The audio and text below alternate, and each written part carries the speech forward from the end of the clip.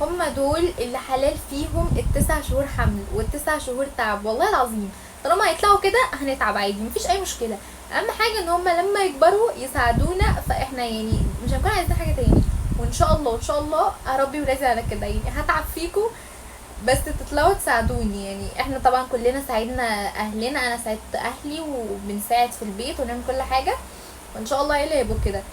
البنوته ما شاء الله عليها سكر سكر سكر بجد، انا حبيتها قوي. وولد بردك بص بيساعد وبيعمل. في ولاد لا أنا مش هعمل حاجه، انا ولد مش هعمل، لكن عمر احب انا كده، احب كده قوي.